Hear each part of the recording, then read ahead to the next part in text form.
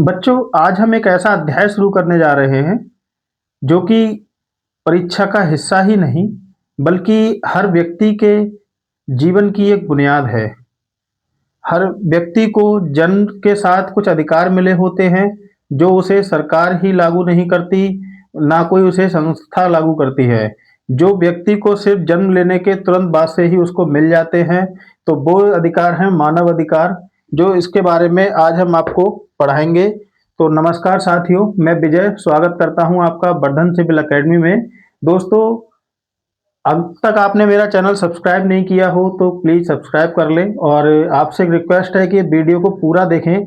मैं इस वीडियो में, इस क्लास में आपको ये जो मानव अधिकार चैप्टर है इसको इतना शॉर्ट में पढ़ाऊंगा और इस मान के चलो, मेरा वादा है आपसे, अगर आपने ये पढ़ लिया तो आपको ये चैप्टर दोबारा पढ़ने की जरूरत नहीं पड़ेगी। कि मानव अधिकार जो है बच्चों, वह मानव अधिकार संरक्षण अधिनियम 1993 के तहत इसको लागू किया गया था। ठीक है, कब लागू किया गया था? मानव संरक्षण अधिनियम 1993 के अनुसार।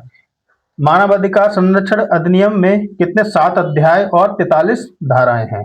कितने अध्याय? 7 अध्याय और 43 धाराएं हैं। और वहीं आपके NHRC, ठीक है, की स्थापना 12 अक्टूबर 1993 को हुई थी। प्रथम अध्यक्ष जो थे इसके न्यायमूर्ति रंगनाथ मिश्र थे और वहीं वर्तमान अध्यक्ष जो हैं न्यायमूर्ति बी राम सुब्रमण्य है। ठीक है, तो जो वर्तमान जो अध्यक्ष हैं इसके, वो न्यायाधीश बी सुब्रमण्यम हैं। बच्चों, इसको ध्यान रखना। और इसका जो प्रधान कार्यालय है वह दिल्ली में है, यानी ह्यूमन राइट्स का जो कार्यालय है दिल्ली में है। और इसकी राज्य सूची और समवर्ती सूची की जांच करना, इसका जो कार्य है वह राज्य सूची और समवर्ती सूची की जांच करना इसका कार्य है। ठीक है, वही बच्चों कार्यकाल जो होता है इसके अध्यक्ष जो है वह 13 है, यानी कि 12 + 1 अध्यक्ष और 12 अन्य होते हैं।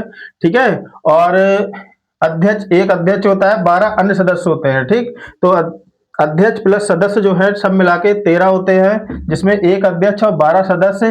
कार्यकाल जो होता है वह 3 वर्ष या 70 वर्ष, यानी कि 3 वर्ष या 70 वर्ष। इसलिए किसी व्यक्ति की नियुक्ति 67 वर्ष पे हुई है तो 70 साल पे वो सेवानिवृत्त कर दिया जाएगा। या यदि उसकी नियुक्ति जो है 68 वर्ष पे हुई है तो भी वह 70 वर्ष की उम्र से ऊपर नहीं जाएगा।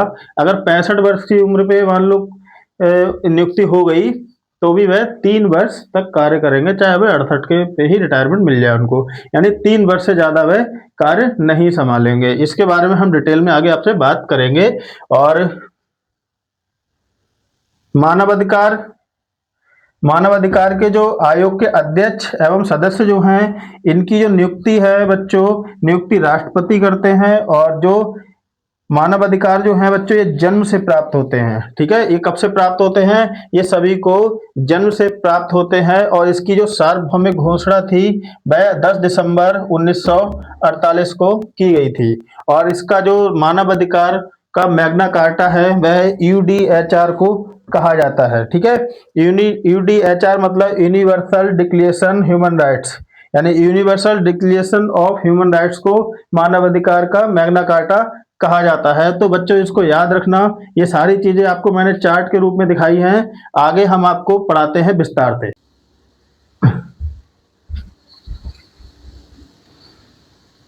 तो बच्चों, ये जो मानव अधिकार, अब आगे बढ़ते हैं। मानव अधिकार,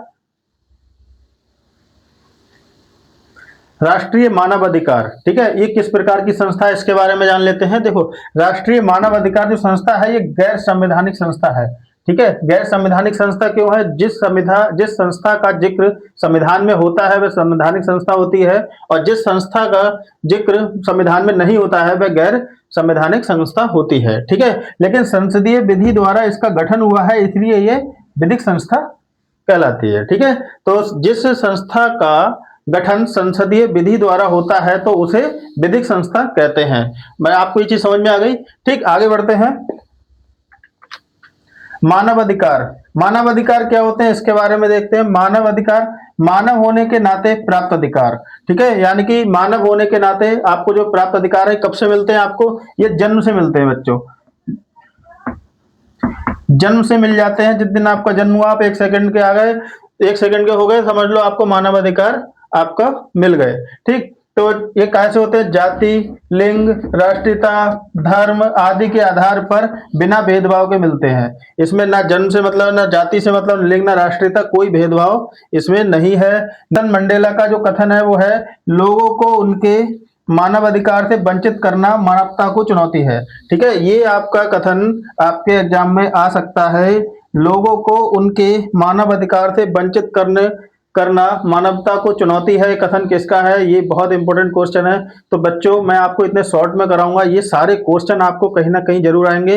ये मान के चलो आप Uttar Pradesh home guard, UP police constable या यूपीएसआई या जहां जहां आपका मानव अधिकार चैप्टर है, तो वहां आपसे ये क्वेश्चन जरूर आएगा। मानव अधिकार का सार्वभौमिक घोषणा, इसको इंग्लिश में यूडीएचआर कहते हैं। यूडीएचआर की फुल फॉर्म देख लो, आपसे एग्जाम में आ सकती है, universal declaration of human rights.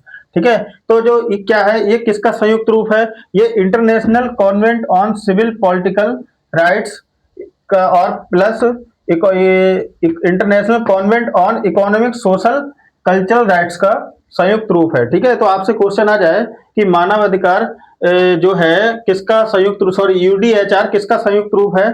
तो जो यूडीएचआर है बच्चों, वह international convent on civil political rights plus international convent on economic social and cultural right का संयुक्त रूप है।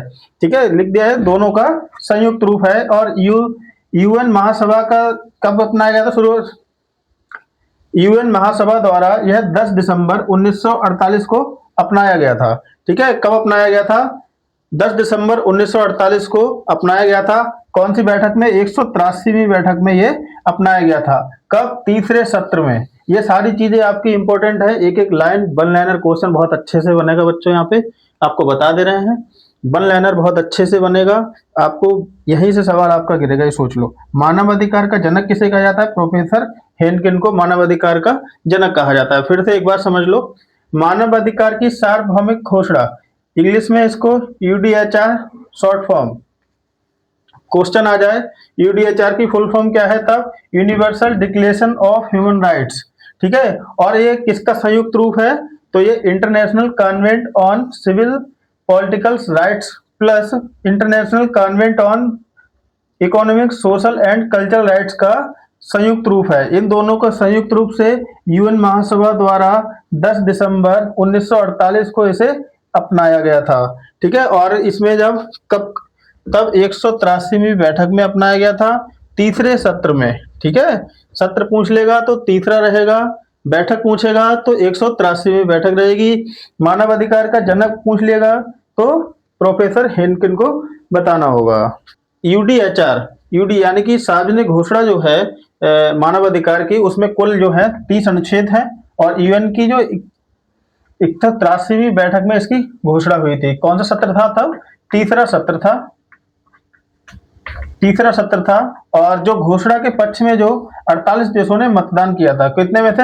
यानी 58 देशों में से 48 देशों ने इसके पक्ष में मतदान किया था। केवल 2 भाषाओं में तैयार, कितनी भाषाओं में तैयार किया गया था? यह केवल 2 भाषाओं में तैयार किया गया था। एक थी इंग्लिश, दूसरी थी फ्रेंच। 2 भाषाओं में, यानी केवल द्विभाषी तैयार किया गया था, इंग्लिश और फ्रेंच में। और 3 भाषा में इसका आधिकारिक अनुवाद किया गया था, चीनी, रूसी और स्पेनिश। 3 भाषाओं में इसका आधिकारिक अनुवाद किया गया था। लेकिन गिनीज बुक ऑफ वर्ल्ड में जो रिकॉर्ड है इसका, वह 298 अनुवादों के साथ सर्वाधिक अनुवादित दस्तावेज है। कितना? 298 अनुवादों के साथ सर्वाधिक अनुवादित दस्तावेज है। और नवंबर 2025 तक 577 से अधिक भाषाओं में इसका अनुवाद किया जा चुका है। ठीक है, तो कितना हो चुका है? 2 नवंबर, आपसे बिल्कुल करंट का पूछेगा तो नवंबर 2025 तक 577 से अधिक भाषाओं में इसका अनुवाद किया जा चुका है। और द्विभाषी संस्करण है ये, कौन कौन से? इंग्लिश और फ्रेंच में। ठीक है, केवल 2 भाषाओं में तैयार किया गया था। घोषणा के पक्ष में कितने देश थे? 48 देश थे 58 में से। और यूएन की कौन सी बैठक में हुआ था? तो 183वीं बैठक में हुआ था। सत्र पूछा जाएगा तो तीसरा सत्र 183वीं बैठक। यूडीएचआर में जो 30 अनुच्छेद बताए थे, उन 30 अनुच्छेद के बारे में जानेंगे। कौन सा अनुच्छेद में क्या कहा गया है? तो आपको ये मान के चलिए कि अनुच्छेद आपसे जरूर पूछा जाएगा। कौन से अनुच्छेद में क्या कहा गया है उसके बारे में आपसे बहुत अच्छे से याद रखना है। आपको सारे अनुच्छेद मैं आपको बता दे रहा हूं, आपको याद रखना है भाई। और क्या है, देखो 30 अनुच्छेद है। आर्टिकल 1 में कह रहा है, आर्टिकल 1 में कहा गया है कि सभी मनुष्य स्वतंत्र एवं समान पैदा हुए हैं। ठीक है, सभी मनुष्य स्वतंत्र एवं समान पैदा हुए हैं, उनके साथ समान व्यवहार किया जाना चाहिए। यानी कि यूडीएचआर की जो अनुच्छेद 1 है उसमें कहा गया है कि सभी मनुष्य जो है वो स्वतंत्र पैदा हुए हैं और उनके साथ समान व्यवहार किया जाना चाहिए। यानी जात पात ऊंच नीच का कोई मतलब नहीं बनता है यहाँ पे। ठीक है, आर्टिकल 2 कहता है कि भेदभाव से मुक्ति, याद रखना। आर्टिकल 3 कह रहा है जीवन का अधिकार, आर्टिकल 3 में कहा गया है जीवन का अधिकार। आर्टिकल 4 गुलामी से मुक्ति, वही आर्टिकल 5 कह रहा है यातना से मुक्ति। और आर्टिकल 6 कानून के समक्ष मान्यता। ठीक है, कानून के समक्ष मान्यता। और आर्टिकल 7 कह रहा है विधि के समक्ष समता, जो कि भारतीय संविधान के अनुच्छेद 14 में भी यही दिया गया है। तो ये क्वेश्चन आपसे आ सकता है, ये ध्यान रखना है इस क्वेश्चन को। आर्टिकल 7 यूडीएचआर का आर्टिकल 7 और भारतीय संविधान के आर्टिकल 14 में क्या अंतर है? तो कोई अंतर नहीं है, दोनों का एक ही मतलब है, विधि के समक्ष समता। ठीक है, आर्टिकल 8 न्याय तक पहुंचना। ठीक है, आर्टिकल 8 कहता है न्याय तक पहुंचना। और आर्टिकल 9 कहता है मनमानी हिरासत से संरक्षण। ठीक है, मनमानी हिरासत से संरक्षण आर्टिकल 9 में लिखा गया है। और वहीं आर्टिकल 10 कह रहा है निष्पक्ष सुनवाई का अधिकार। ठीक है, तो आर्टिकल 10 में कहा गया है निष्पक्ष सुनवाई का अधिकार। वहीं आर्टिकल 11 कहता है कि दोष साबित होने तक निर्दोष मानना। यानी कि किसी व्यक्ति का जब तक दोष साबित नहीं होगा तब तक उसको दोषी करार नहीं किया जाएगा। चौक ये ले लो बेटा, चौक ले जाओ। और वही आर्टिकल 12 कहता है निजता। ठीक है, और आर्टिकल 13 है आवाजाही एवं निवास की स्वतंत्रता। आप कहीं जा सकते हैं, विदेश जाएं या पूरे भारत में कहीं जाएं, विदेश जाएं, निवास करें, वहां रहें, काम करें, स्वतंत्रता है पूरी तरीके से। बच्चों यूडीएचआर की धारा 14 कहती है कि शरण का अधिकार है। किसी व्यक्ति को अगर उसको लग रहा है कि वह उसको अपने देश में अत्याचार हो रहा है, उसके साथ लोग उससे अत्याचार कर रहे हैं, सरकार अत्याचार कर रही है, तो अपने किसी और देश में जाकर शरण ले सकता है। ठीक है, उसको शरण का अधिकार है।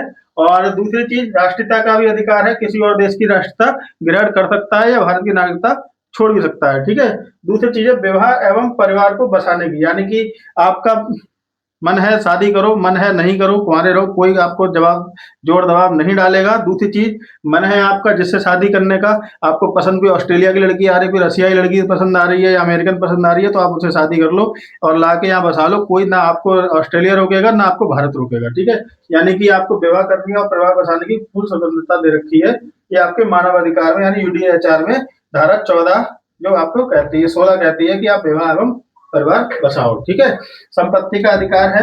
आप देख रहे हैं धारा 17 जो है वो संपत्ति का अधिकार देती है। और संपत्ति का जो अधिकार है वह, इसका मतलब है कि आपकी जो संपत्ति है ये आपसे कोई छीन नहीं सकता।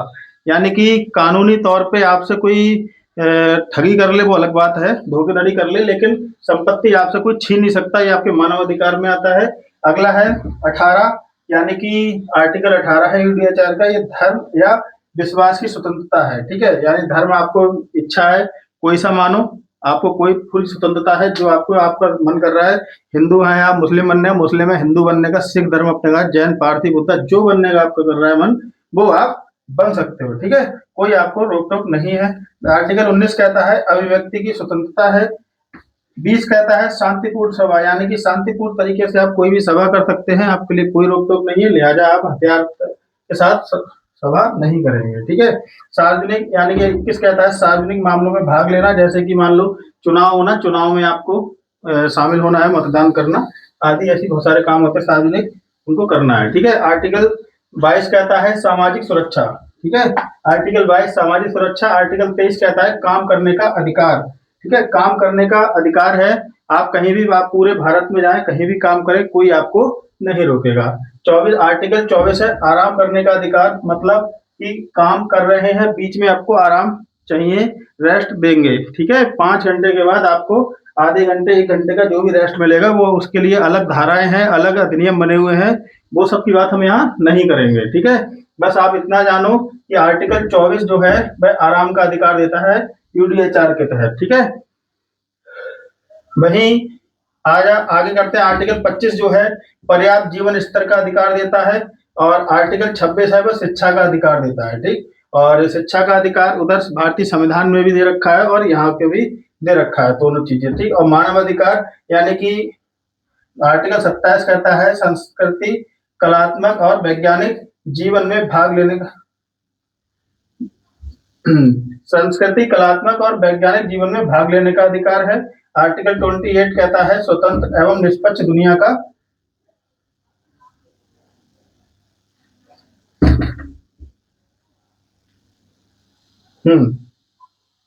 तो यह आर्टिकल 28 कहता है स्वतंत्र एवं निष्पक्ष दुनिया का अधिकार है। और आर्टिकल 29 कहता है अपने समुदाय के प्रति कर्तव्य।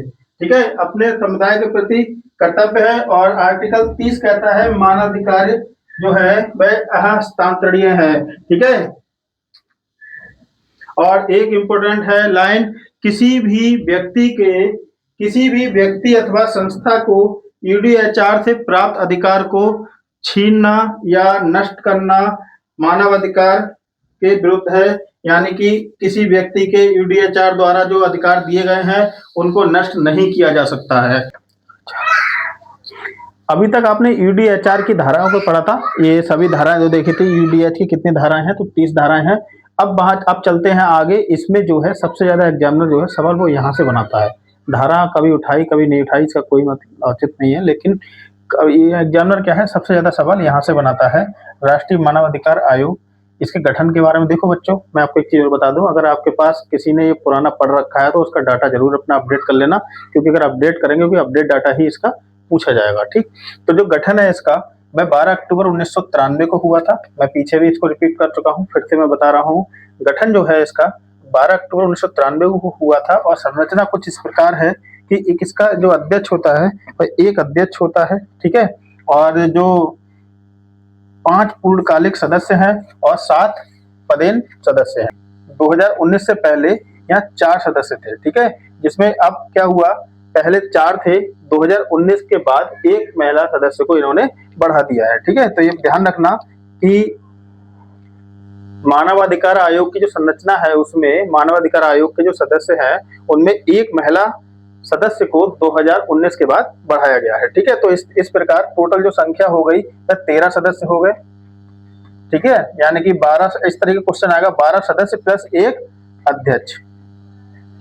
ठीक है, 12 सदस्य प्लस एक अध्यक्ष, इस प्रकार से आपसे क्वेश्चन पूछेगा। और दूसरी चीज 2019 से जो पहले थे वह आपके एक सदस्य, 4 आपके पूर्णकालिक यानी 4 पूर्णकालिक सदस्य और प्लस 4 जो थे वो पदेन सदस्य थे। तो इस प्रकार 2019 से पहले थे वो सदस्यों की संख्या 9 थी और अब जो है वो सदस्यों की संख्या 13 है वर्तमान में। ठीक है, तो इसको बच्चों बहुत अच्छे से पढ़ लेना, ध्यान रखना, यहाँ से क्वेश्चन जरूर बनेगा।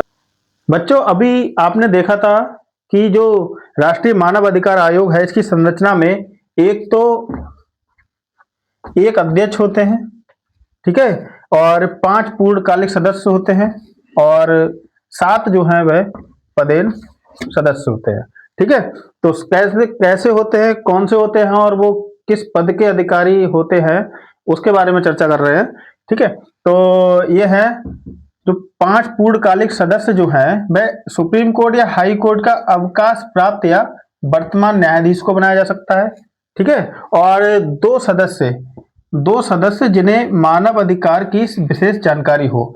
2 ऐसे सदस्य जिन्हें मानव अधिकार के बारे में विशेष जानकारी हो उनको बनाएंगे। और 2019 के बाद हमने बताया था, अभी 2019 के बाद एक महिला सदस्य को जोड़ा गया है।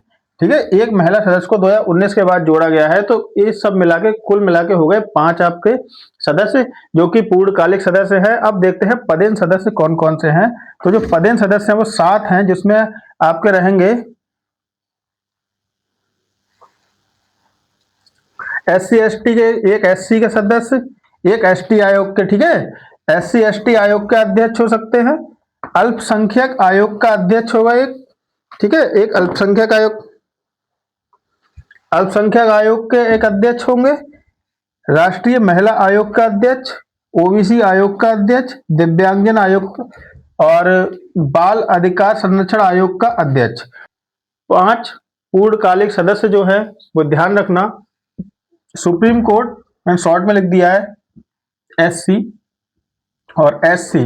ध्यान रखना, हाई कोर्ट सुप्रीम कोर्ट का अवकाश प्राप्त या वर्तमान न्यायाधीश, ऐसे सदस्य जिन्हें मानवाधिकार की विशेष जानकारी हो, एक महिला सदस्य जो 2019 से जोड़ी गई है, उससे पहले महिला सदस्य की अनिवार्यता नहीं थी, ठीक है, लेकिन 2019 के बाद से महिला सदस्य की अनिवार्यता कर दी गई है, ठीक है।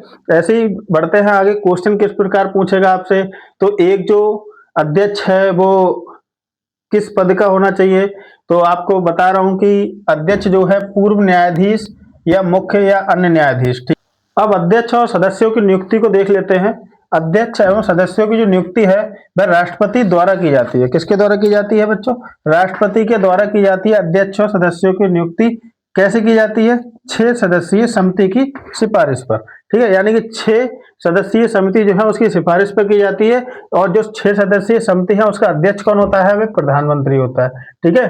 तो अध्यक्ष जो है, अध्यक्ष होते हैं प्रधानमंत्री, ठीक है। और उसके बाद अगले सदस्य गृह मंत्री, लोकसभा अध्यक्ष, राज्यसभा उपसभापति, लोकसभा में विपक्ष का नेता और राज्यसभा में विपक्ष का नेता। ये 6 सदस्यीय समिति होती है, जिसमें लोकसभा में विपक्ष का नेता, लोकसभा में राज्यसभा में विपक्ष का नेता, राज्यसभा उपसभापति, लोकसभा अध्यक्छ, गृह मंत्री व प्रधानमंत्री जो कि अध्यक्ष होते हैं, ठीक है। तो अब देखते हैं, बात करते हैं इन्हें हटाने की प्रक्रिया क्या है। सदस्यों का कार्यकाल देखते हैं पहले। सदस्यों का कार्यकाल जो है वह 3 वर्ष या 70 वर्ष तक है, ठीक है, 3 वर्ष या 70 वर्ष तक है, और जो कि 2019 से पहले यह 5 वर्ष और 70 वर्ष था। 5 वर्ष और 70 वर्ष 2019 से पहले था। लेकिन बच्चों ये 70 वर्ष क्यों रखा गया है? क्योंकि ये लोग जो जितने भी मैंने यहाँ नाम लिखे हैं, पूर्व न्यायाधीश वगैरह है या किसी भी जो विभाग के सचिव हैं या लोग जो अध्यक्ष वगैरह हैं, ये 65 वर्ष की आयु के बाद ही रिटायर, यानी 65 वर्ष पूरी आयु कर लेते तभी रिटायर होते हैं। तो और जब ये रिटायर 65 वर्ष में हो रहे हैं, तो 65 वर्ष में उसके बाद ही इनको यहाँ अध्यक्ष या सदस्य बनाया जाता है, ठीक है। तो 65 साल, यानी इसलिए इनकी एज जो है वह 70 वर्ष रखी गई है, ताकि ये 3 वर्ष इधर कार्यकाल कर दिया, ताकि ये 3 वर्ष तक अपनी सेवा दे सके, ठीक है। अब इनका जो हटाने की प्रक्रिया है वह देख लो। हटाने की जो प्रक्रिया है वह आधार क्या है इसका? साबित कदाचार, यानी कि इनका कदाचार साबित हो जाए या इनकी असमर्थता साबित हो जाए, तो राष्ट्रपति द्वारा इनको हटा दिया जाता है। कैसे हटाया जाता है? राष्ट्रपति द्वारा। कब हटाया जाएगा? सुप्रीम कोर्ट की रिपोर्ट के आधार पर। यानी कि अगर कोई भी अध्यक्ष या सदस्य को हटाना है तो वह सुप्रीम कोर्ट की सिफारिश, सुप्रीम कोर्ट की रिपोर्ट के आधार पर राष्ट्रपति द्वारा हटा दिया जाएगा, जब उसका कदाचार या असमर्थता साबित हो जाए तब। राज्य मानव अधिकार आयोग, राज्य मानव अधिकार आयोग है जो ये 3 राज्य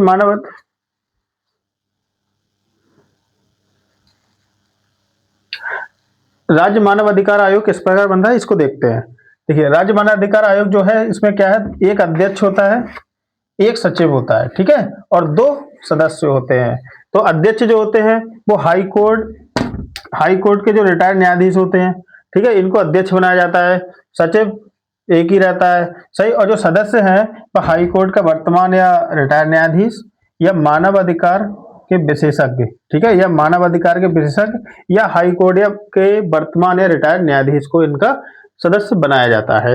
नियुक्ति इनकी जो होती है वह राज्यपाल द्वारा होती है, चयन समिति के आधार पर होती है, ठीक है। जिस प्रकार केंद्रीय मानव अधिकार आयोग की थी, उसी प्रकार राज्य मानव अधिकार आयोग की नियुक्ति चयन समिति के आधार पर होती है। तो इनके चयन समिति में कौन कौन शामिल होता है? मुख्यमंत्री, ठीक है। चयन समिति में जो शामिल होते हैं मुख्यमंत्री, राज्य गृह मंत्री, विधानसभा अध्यक्ष और विधान परिषद के सभापति और उपसभापति, ठीक है, ये शामिल होते हैं। और वही त्यागपत्र जो है, यानी इसके जो अध्यक्ष, ये अध्यक्ष, सदस्य या सचिव जो त्यागपत्र है अपना, वह राज्यपाल को देते हैं, ठीक है।